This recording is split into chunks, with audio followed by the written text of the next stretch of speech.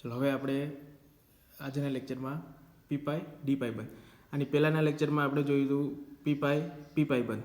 તો તે જ રીતે પી પાઈ ડી પાઈ બંધ. તો પહેલાં તો પી પાઈ ડી પાઈ બંધ એટલે શું કે આની પહેલાંના લેક્ચરમાં જેમ આપણે વાત કરી હતી તેમ કે એક પરમાણુ છે તેનો ઇલેક્ટ્રોન પી કક્ષકમાંથી આવતો હોય અને બીજા પરમાણુનો ઇલેક્ટ્રોન ડી કક્ષકમાંથી આવતો હોય અને એમનું જે સંમિશ્રણ બાજુ પરથી થાય તો પી પાઈ ડી પાઈ બંધ. તો અહીંયા આપણે એક ડી પાઈ બંધ ક્યારે બને, ડી કક્ષકનો ઇલેક્ટ્રોન ક્યારે ભાગ લઈ શકે કે જ્યારે જે તે પરમાણુ છે તેની પાસે ડી કક્ષક હોવી જોઈએ. તો આની ઉપરથી તમે વિચારો છો નાઇટ્રોજન આ બંધ બનાવી શકે કે ન બનાવી શકે, વિચારો એટલે વિચારવાનું, પછી લેક્ચર છે એ પ્લે કરવાનું. તો આમાં આપણે એક લખીએ કે નાઇટ્રોજન પી પાઈ ડી પાઈ બંધ બનાવી શકતો નથી. પી પાઈ ડી પાઈ બંધ બનાવી શકતો નથી કારણ કે જ્યારે અન્ય તત્વો છે આ બંધ બનાવી શકે છે.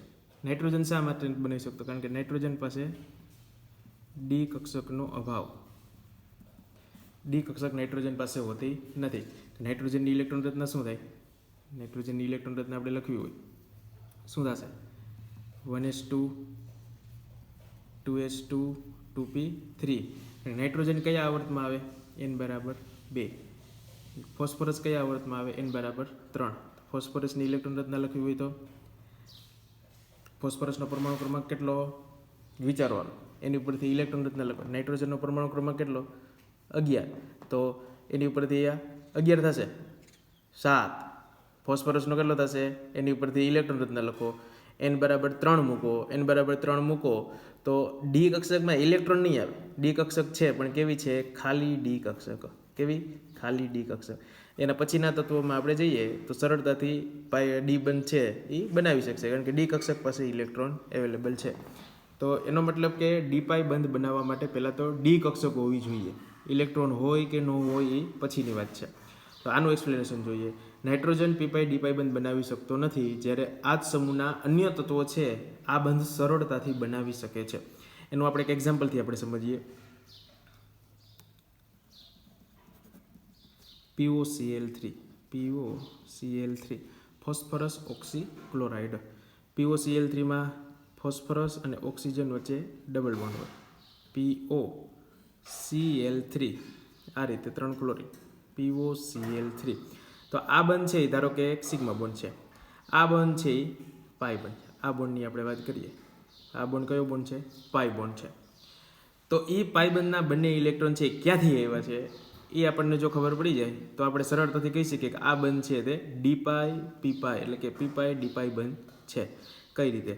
તો ઓક્સિજનનો ઇલેક્ટ્રોન છે, આમાં 2 ઇલેક્ટ્રોન છે ને, ઓક્સિજનના ઇલેક્ટ્રોન કેમાંથી આવશે? ફોસ્ફરસના કેમાંથી આવશે એ જોઈએ. તો ઓક્સિજનની ઇલેક્ટ્રોન રચના લખવી હોય તો ઓક્સિજનની ઇલેક્ટ્રોન રચના, ઓક્સિજનનો પરમાણુ ક્રમાંક કેટલો છે? 8. ઓક્સિજનની ઇલેક્ટ્રોન રચના થશે 1s2 2s2 2p4. તો ઓક્સિજન છે એ બંધમાં કઈ કક્ષકના ઇલેક્ટ્રોન વાપરશે? 2p કક્ષકના. એટલે કે ઓક્સિજનનો ઇલેક્ટ્રોન છે એ પી કક્ષકમાંથી આવશે. અને જ્યારે ફોસ્ફરસ છે એ બંધમાં કઈ કક્ષક વાપરશે? ડી કક્ષક વાપરશે. ફોસ્ફરસની ઇલેક્ટ્રોન રચના, ફોસ્ફરસનો પરમાણુ ક્રમાંક કેટલો? હમણાં આપણે અહીંયા ઉપર જોયું એમ લેખી વિચારી યાદ આવી 15. ઇલેક્ટ્રોન રચના લખવી હોય તો 1s2 2s2 2p6 3s2 3p3 અને 3d0. આ આપણે ડી હાઇલાઇટ કરી વધારાની. 3p3 સમૂહ 15ના તત્વોની જે ઇલેક્ટ્રોન રચના છે NS2 NP3 એમાં આપણે ડી હાઇલાઇટ કરી કારણ કે આપણે કયા બંધની વાત કરીએ છીએ? પી પાઈ ડી પાઈ બંધની વાત કરીએ. તો આનો મતલબ કે ફોસ્ફરસનો જે ઇલેક્ટ્રોન છે, ફોસ્ફરસ બંધમાં કઈ કક્ષક વાપરશે? પી કક્ષક વાપરે છે. આ ઓક્સિજન કઈ કક્ષક વાપરે છે? પી કક્ષક વાપરે છે. અને ફોસ્ફરસ છે એ બંધમાં કઈ કક્ષક વાપરે છે? ડી કક્ષક. તો ઓક્સિજન છે એ પી પાઈ બંધ અને ફોસ્ફરસ છે તે ડી પાઈ બંધ. એટલે ઓક્સિજન અને ફોસ્ફરસના મિશ્રણથી જે આપણને મળશે કયો બંધ બનશે? પી પાઈ ડી પાઈ બંધ. ફરીથી જે આપણે નોંધ સ્વરૂપે લખીએ, ઓક્સિજનમાંથી કઈ કક્ષક આવતી હશે?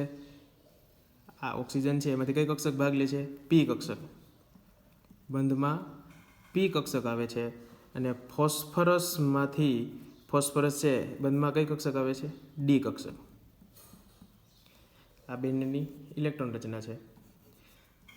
ઓક્સિજનમાંથી પી કક્ષક, ફોસ્ફરસમાંથી ડી કક્ષક, અને તેથી આપણને જે બંધનું નિર્માણ થશે તે પી પાઈ ડી પાઈ બંધ, ડી કક્ષક. હવે તો અહીંયા તમને એક ક્વેશ્ચન થવો જોઈએ કે ફોસ્ફરસ છે એની ડી કક્ષક શું કામ અહીંયા બંધમાં ભાગ લે છે? ફોસ્ફરસની ડી કક્ષક શું કામ બંધમાં ભાગ લે છે?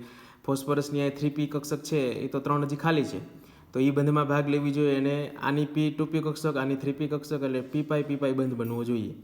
તો એ એક્સપ્લેન કરવું. જો બહુ સારો એવો ક્વેશ્ચન છે કે ડી કક્ષક છે એ અહીંયા બંધમાં ભાગ લે છે, 3p કક્ષક ભાગ લેતી નથી. શું કામ? કે ફોસ્ફરસ છે એની 3 આ જે p કક્ષક છે px py અને pz એ તો અહીંયા ક્લોરીન સાથે બંધ બનાવવામાં વપરાઈ જાય છે. ધારો કે px py અને pz, px py અને pz આ 3 કક્ષકો તો ક્લોરીન સાથે બંધ બનાવવામાં વપરાઈ જાય છે. તો હવે ફોસ્ફરસને વગર કીધે કઈ કક્ષક વાપરવી પડશે?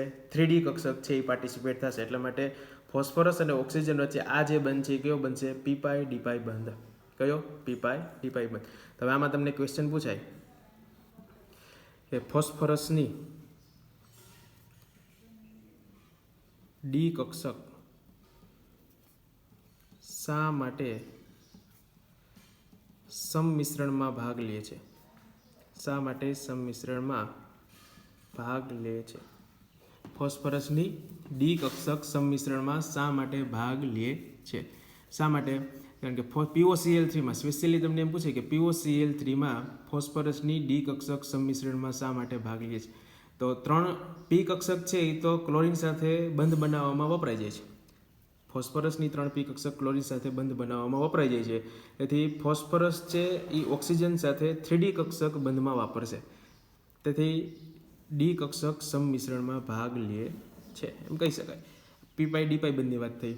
હવે વાત આવશે ડી પાઈ બંધ. ડી પાઈ બંધ. તો આપણે જેમ જોયું એમ ડી પાઈ બંધ કઈ રીતે બની શકે? કે બંને પરમાણુ છે એનો ઇલેક્ટ્રોન કેમાંથી આવતો હોય? ડી કક્ષકમાંથી, અથવા તો બંને પરમાણુની ડી કક્ષક સંમિશ્રણમાં ભાગ લેતી હોય. બંને પરમાણુની ડી કક્ષક સંમિશ્રણમાં ભાગ લેશે ત્યારે ડી પાઈ બંધ બનશે. તો એમાં આપણે સ્પેશિયલી આપણે જોઈએ સંક્રાંતિ તત્વો છે એ કયા વિભાગમાં આવે? વિચારો. ડી વિભાગમાં.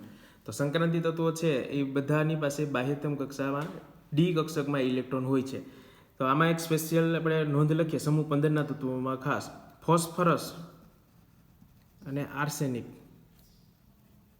એના સંયોજનો મોસ્ટ ઇમ્પોર્ટન્ટ છે. ફોસ્ફરસ અને આર્સેનિકના સંયોજનો જેવા કે ખાલી ફોસ્ફરસ અને આર્સેનિક તત્વ નથી લખ્યું, ફોસ્ફરસ અને આર્સેનિકના સંયોજનો જેવા કે PCH2 થ્રાઇસ, એટલે ફોસ્ફરસની 3 બાજુ કયો સમૂહ છે? ઇથાઇલ સમૂહ. અને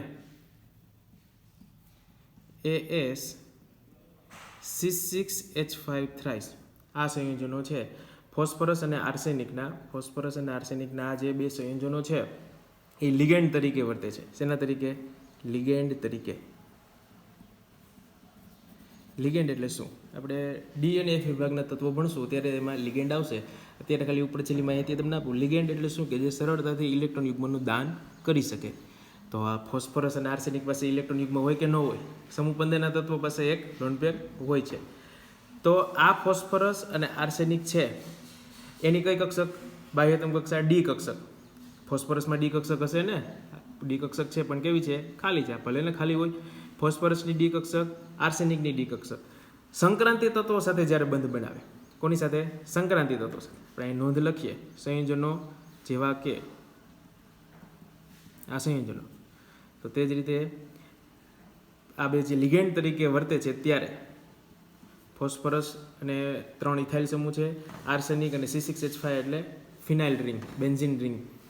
ત્યારે ફોસ્ફરસ અને આર્સેનિક કોની સાથે? ખાસ સંક્રાંતિ તત્વો સાથે. કોની સાથે? સંક્રાંતિ તત્વો સાથે. કારણ કે સંક્રાંતિ તત્વો પાસે ડી કક્ષક છે એટલે એક કક્ષક છે સંક્રાંતિ તત્વની અને એક કક્ષક છે ફોસ્ફરસની. ફોસ્ફરસની ડી કક્ષક, સંક્રાંતિ તત્વની ડી કક્ષક, ડી પાઈ ડી પાઈ બંધ. સંક્રાંતિ તત્વો સાથે ડીપાઈ બંધ બનાવી શકે છે. સંક્રાંતિ તત્વો સાથે ડીપાઈ આપણે એક એક્ઝામ્પલ જોઈએ. દાખલા તરીકે આ ફોસ્ફરસ છે, એના 3 એના ઇથાઇલ સમૂહ. ઈટી એટલે શું થશે? ઇથાઇલ. અહીંયા ધારો કે મેટલ સંક્રાંતિ તત્વો છે,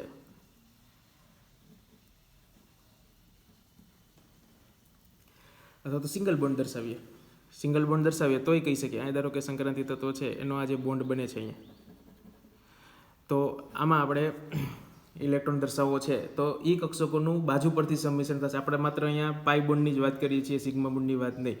હાઇલાઇટ કર્યો છે આપણે પાઈ બોન્ડ. તો આ જે સંક્રાંતિ તત્વ છે એ મતલબ શું થશે? સંક્રાંતિ તત્વ. અને આ જે પી છે એની કઈ કક્ષક આવશે? ડી કક્ષક. ડી કક્ષકનું સંમિશ્રણ. અને આ સંક્રાંતિ તત્વ છે તેની બાહ્યતમ કક્ષા કઈ હોય? ડી.